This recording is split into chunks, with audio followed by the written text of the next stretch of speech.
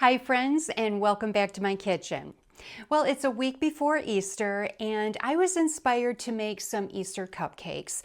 In a minute, I will share with you what did inspire me. But first, I want to say thank you. A huge thank you to all of you. I mean, I was blown away by how many of you placed orders in my shop.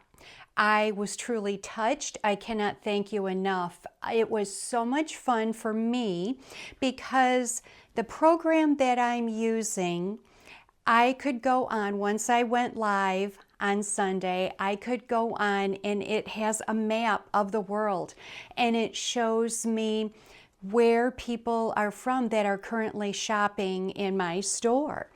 It doesn't give your name or address or anything like that, but as an example, I had someone from Dublin, Ireland. I've had California, Wyoming, Missouri. It was amazing to me to see throughout the world where you all were shopping from. So to be quite honest, that was probably the most fun. I truly enjoyed that. And I thank you. I thank you for all of your orders. I actually did 2 shipments this week. Here's a picture of my first shipment. And then I did one later in the week. So again, thank you. Now, what inspired me for today? I was in Home Goods a couple of weeks ago and I saw this cute little Peter Rabbit cupcake kit.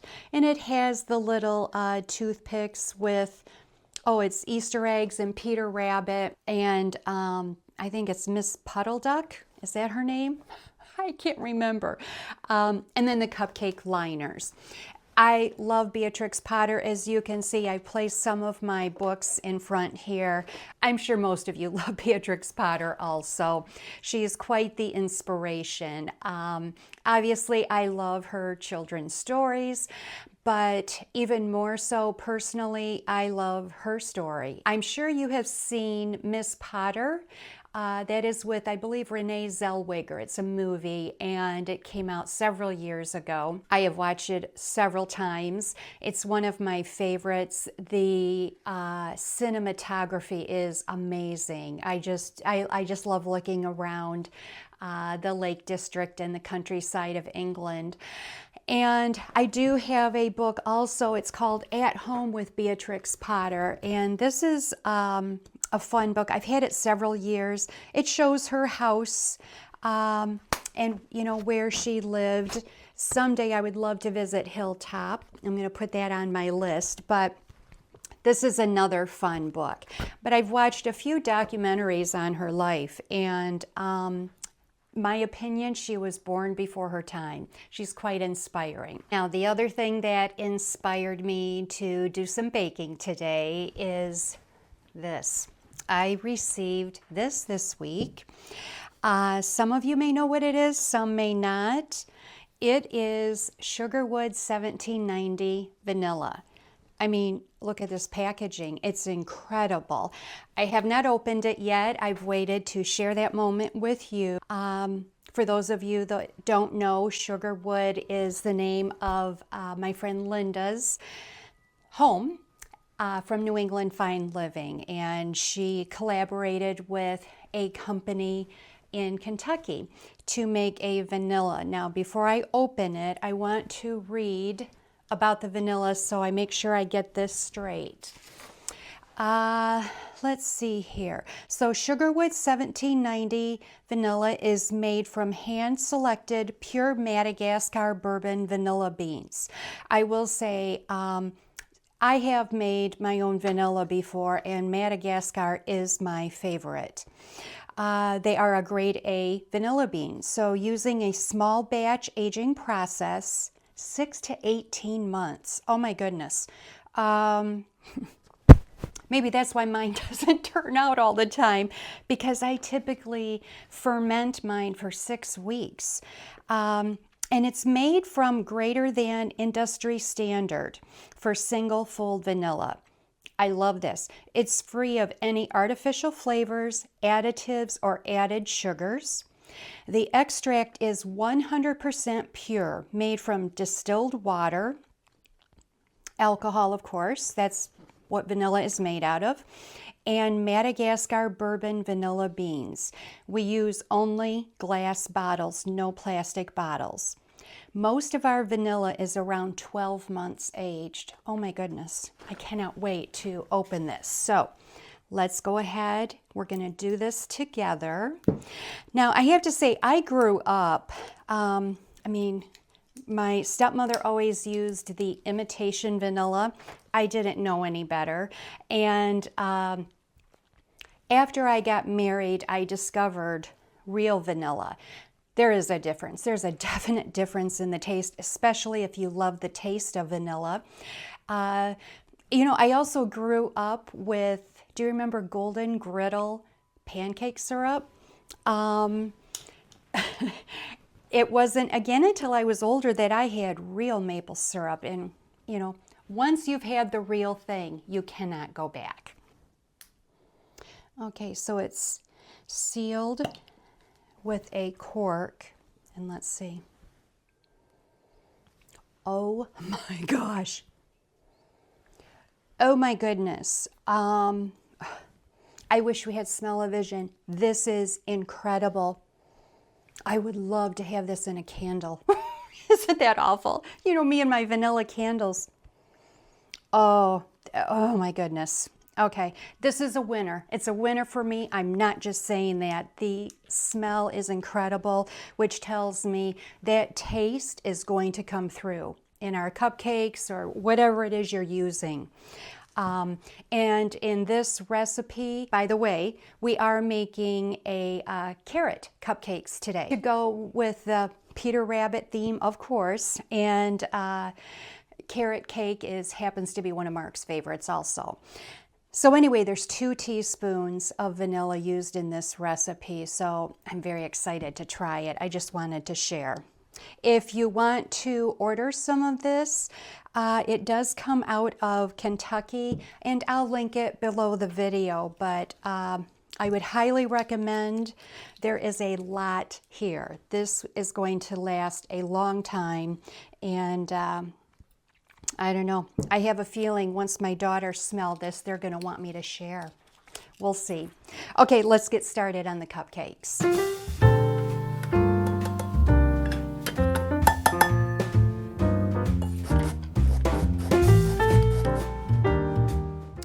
Okay, so as I have spoke about before in other videos, in previous videos, I do like to pre-measure my ingredients. That way I don't forget anything. So here I have gone ahead and I have sifted my flour and my spices. If you've watched me for a while, you know that I love using einkorn flour, and that's exactly what I've used here. I have 4 eggs. I've left them out because I want them to be at room temp. Here I have used sugar. The recipe calls for brown sugar. If you've watched me for a while, you know that I like using coconut sugar. I did run out of coconut sugar, so I had to add in a little bit of my maple sugar. And then here's some walnuts. Here's the sour cream. Of course, the vanilla is here. Here's a close-up of the little kit that I found at Home Goods. And then over here is my butter. They do call for brown butter, and so I am going to start melting that. And we want to do that first because we are going to want that to cool. The recipe says for about 10 minutes to let that cool. And we will continue on with our recipe while this is cooling. I will link the recipe that I am using below the video. It's actually an Amish recipe, which I have made many Amish recipes throughout my life, and I'm telling you, they've never failed me. They're always absolutely delicious. Okay, that is done, so we're going to remove that from the burner and let that cool for 10 minutes. Okay, so while the butter is cooling, I'm going to go ahead and start grating my carrots. And that calls for 3 cups of carrots. So let's go ahead and start grating these. I do have to say it's chilly here today. It's sunny, but it's cold, but we are expecting another storm tomorrow. I know northern New Hampshire, they are calling for 6 to 12 inches. Who knows what we are going to get here. It's that time of year. You just cannot plan on anything yet. So, but inside I have this, all the beautiful scents here of now the carrots. I have the cinnamon and spices. Of course I have candles going. I have my basil orange going, and I have the tomato vine behind me, and I have to say I'm really liking that one. The scent is so hard to describe. I would almost describe it as a green, fresh scent, not necessarily tomato vine, or at least what I think a tomato vine smells like. So between the green, fresh scent and the basil orange, it smells lovely in here. So let's go ahead and get these grated. The butter's cooling, and then we are going to go ahead and combine everything. We will preheat our oven once I get these done grated. Get them in our beautiful little cupcake liners and pop them in the oven. Okay, so in our mixing bowl, we are going to add our sugars. And we're going to add our sour cream. We're going to blend all of these together.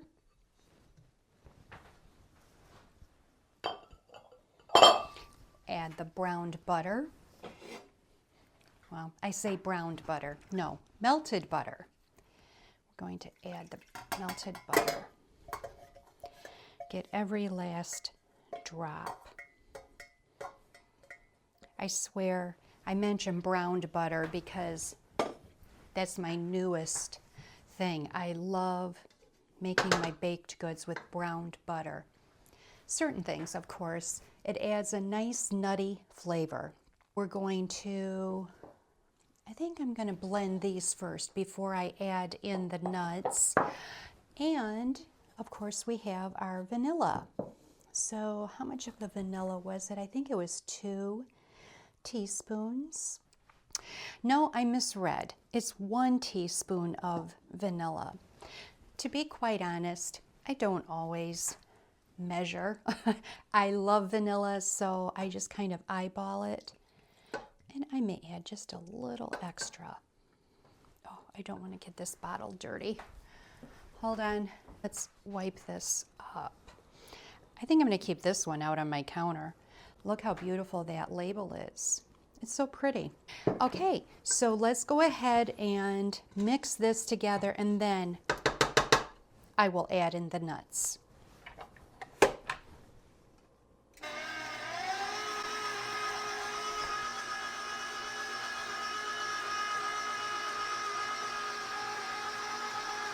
Okay, so let's go ahead and get our liners in. There's little Jemima Puddle Duck, and there's Peter Rabbit. So we're going to do half and half. Okay, what I use to fill mine is the larger size of what I call the cookie scoops. And it's just the perfect amount. So let's get these filled and in the oven. I can hear my oven warming up behind me. Yes, my pans are old and well loved, well used, that's for sure. With the girls growing up, I was always making a lot of muffins, cupcakes, whatever. So there we go. Okay, before I pop these in the oven, I just wanted to point out I got 24 cupcakes, and I had a little batter left over, so I decided to put it in a little mini bread pan. So let's pop these in our preheated oven. Okay, fresh out of the oven. Let's let these cool and we will get them frosted. While those cool, I've already combined the cream cheese and butter and started beating that. Here I have a 1/4 cup of cream. I have my powdered sugar pre-measured. I'm starting with 2 cups. It says 2 to 3. And once again, the vanilla, and I have to say, this is where I saw 2 teaspoons. So the frosting calls for 2 teaspoons of vanilla. So let me get those added and mixed, and we'll be back to show you what it looks like.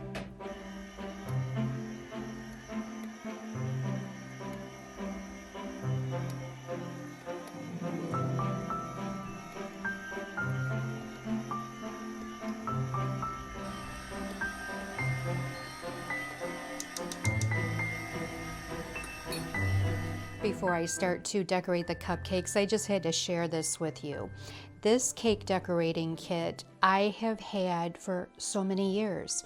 I was in, I don't know, I'm guessing maybe 6th grade, and I was in 4-H, which is where I learned how to decorate cakes. My very first cake, I got a blue ribbon on, yay! I remember it was a frog cake, and I made tons of those little stars. Since then, I have used this so many times. Every year I would decorate a cake for my daughters for their birthday. So anyway, I've certainly gotten my money's worth out of this Wilton kit. Okay, so let's go ahead and decorate. So here's a close-up of the decorations we're going to use. I found these at Home Goods also. So let's go ahead and get started.